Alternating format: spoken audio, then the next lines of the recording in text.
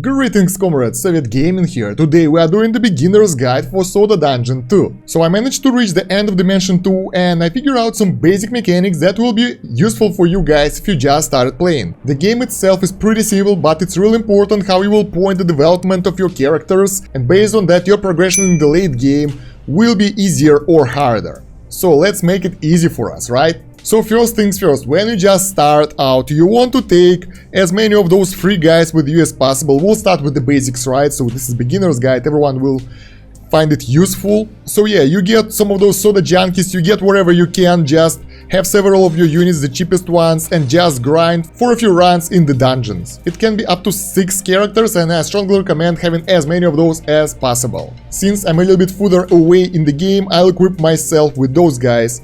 And what we'll do, we'll go into the dungeon and we will start with the level 1. So when you're grinding for resources for the development, for the progression, you want to start at level 1. You don't want to start at level 10, 20 and whatsoever you progressed so far. If you haven't unlocked yet, do a few runs, you will unlock the wizard really soon. So this is one of the basic mechanics of the game.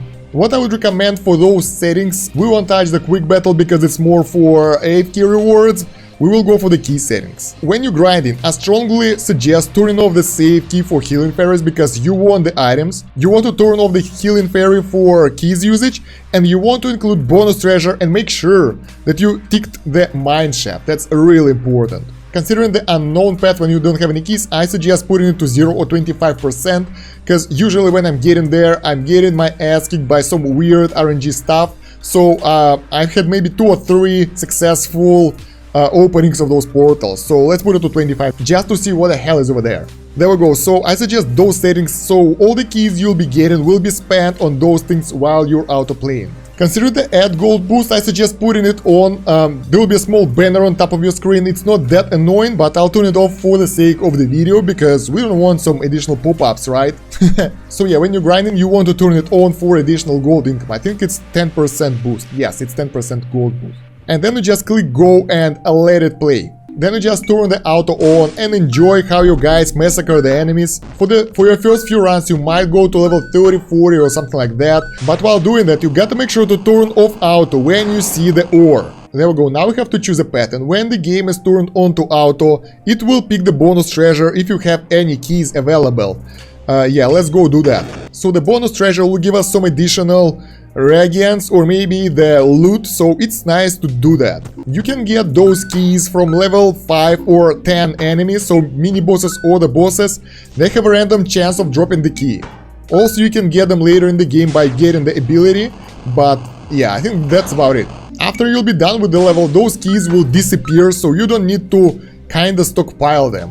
There we go, we got the mine shaft available, and you really want to go there and take out all that ore, because that will allow you to craft the better gear. Let's put it on auto, they will do it themselves. So basically at the very early stages, the ore that you will get from those ore deposits will help you to create the swords, which will help you a lot with the progress later on.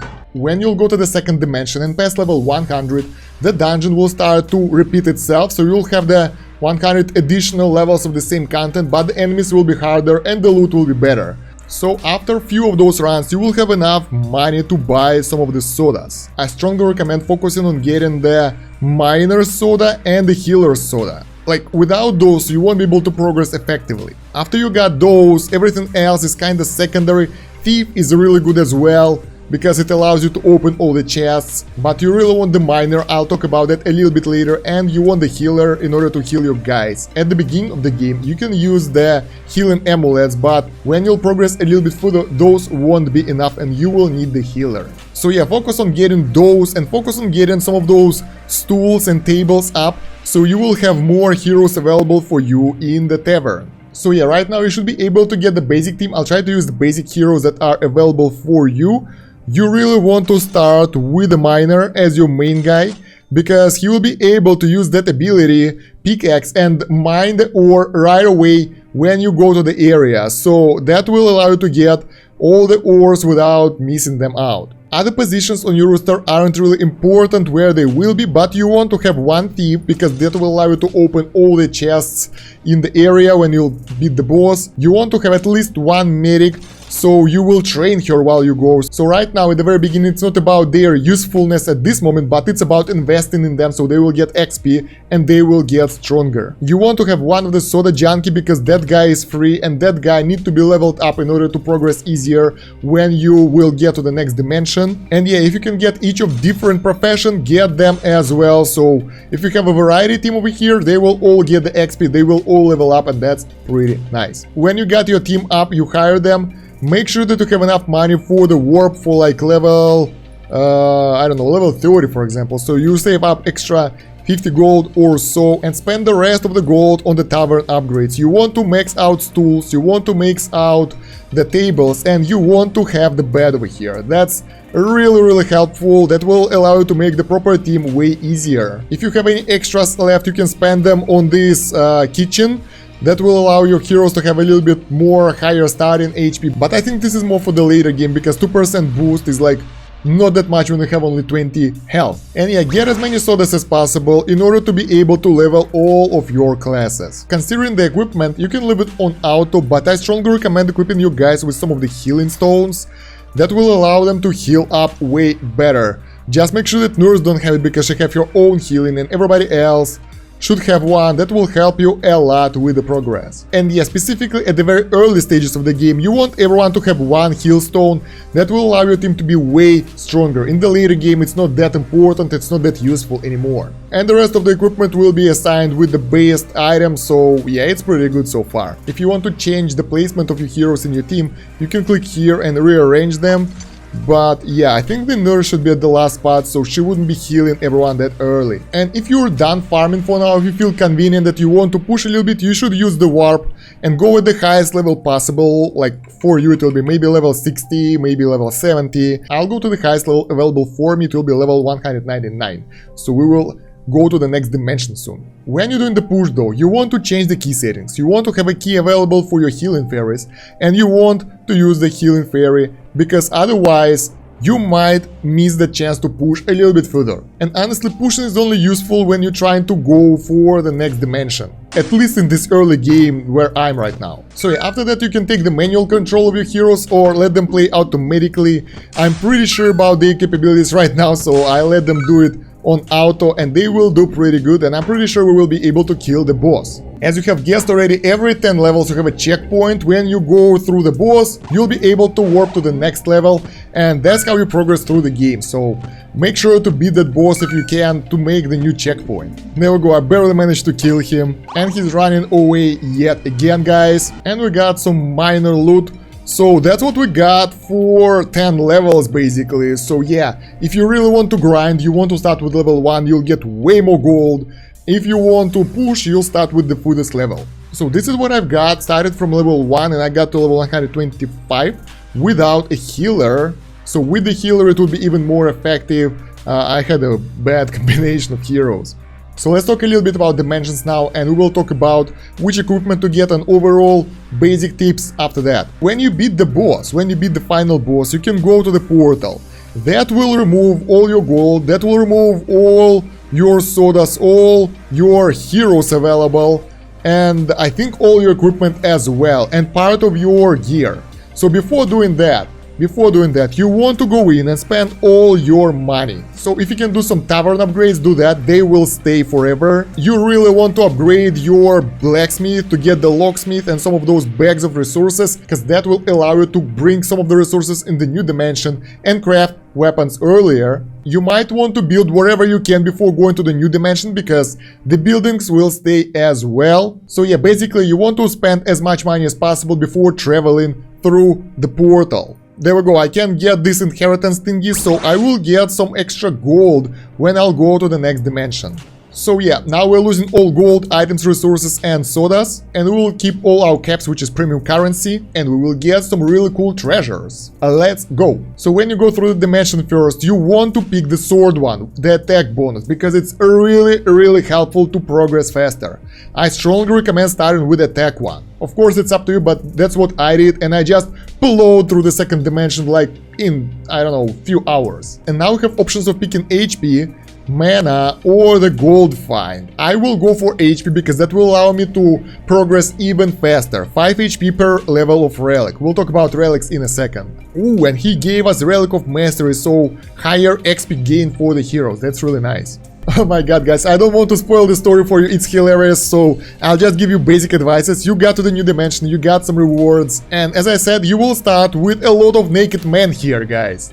So yeah, that's why you want to level them up a little bit before. That will allow you to make fantastic team of those guys who will be really powerful, and they will be able to plow through the dungeon quite easily. And you will get access to the relics. So what I would advise is investing a lot in the Relic of Attack, because each level will give you 2 attack. I got it to level 10, which is 20 bonus attack, which is just more than any weapon you can get up to level 200. That's crazy.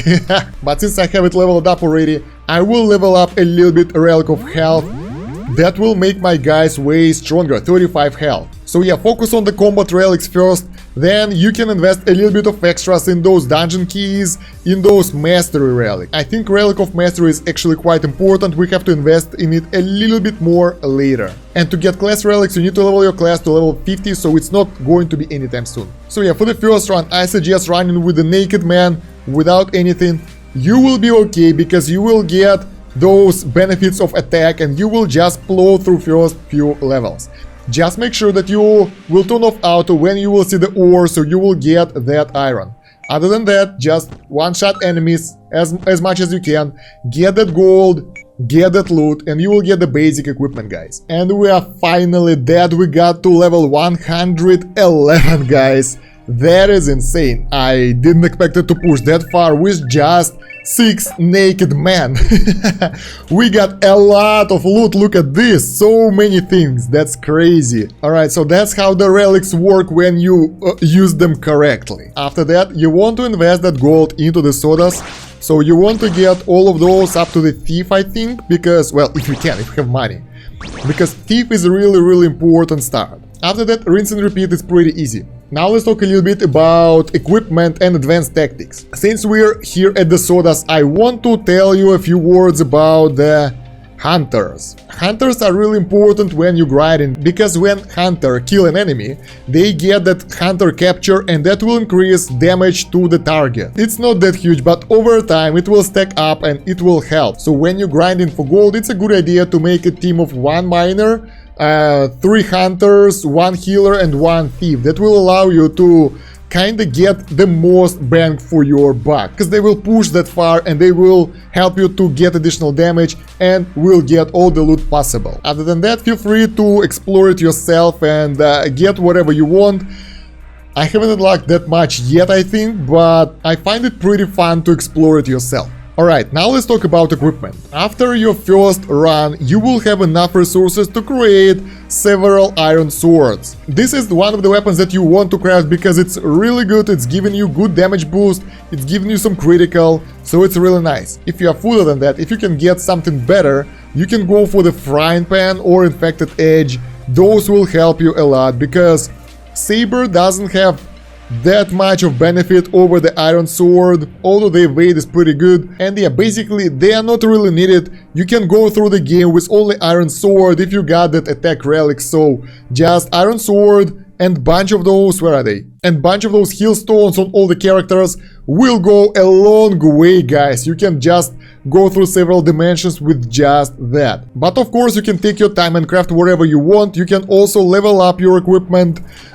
Basically I recommend leveling up only starting with the frying pan and higher, because it's kinda expensive in terms of the crystals, and upgrading will give that weapon additional damage, so it's a small boost to the item. So those are the basics of your progression. If you want some specific materials for the crafting, you can see them in the bestiaries, so you can click on every enemy and see what do they drop, so you can try to farm them for specific items, but I really don't think it's a good idea, because it takes so much time and you can do so much more in that time. Just grind and you'll get whatever you want. So yeah, while you're progressing, try to level up all your classes. That will help a lot. And if you feel confident and you need some rewards, you can go to the arena go for competitor and pick whatever difficulty you can handle that will give you some good rewards. For example, those 50 blue smithing crystals are really nice, and basically in the arena you will find those great guys, those zombies, and if you'll be successful you will get the reward and arena will go on the cooldown. If you win or fail in the arena, it will go on the cooldown. It's 2 hours right now. I don't know if it's 2 hours all the time or it's just because I'm at a specific stage. I'll make an arena guide later maybe, so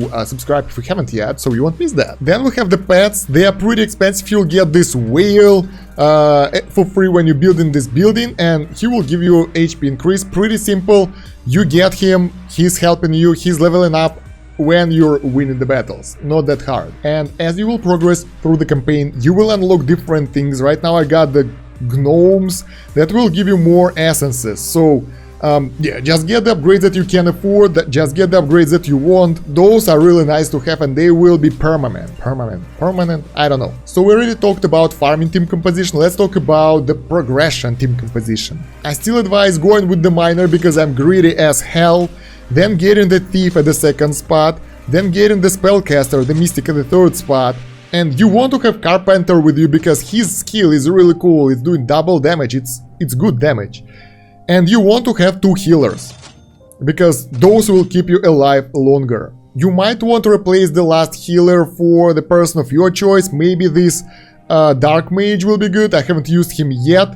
Excuse me, her. But yeah, you want the basic setup of at least 1 healer, at least 1 mystic, and at least 1 thief, because thieves, when they leveled up properly, they will give you the critical boost, and it's really important. Once again, for the equipment, well, right now we're almost naked. You want to have those healstone essences at least at 2 or 3 spots, so they will help with the healing to the nerves, and everybody else will, I think basic stuff will just do, like auto equip is really good in this game. And for the push you go to the latest stage. If you want to progress though, or you want to grind for the better equipment, I think going like 20-30 levels before the last stage will be a good option. And everything else stays the same, so just grind your way out, get those relics up, because those helped us so much. I didn't expect those to be that useful. And yeah, having extra HP will help you because it will scale with the bonuses.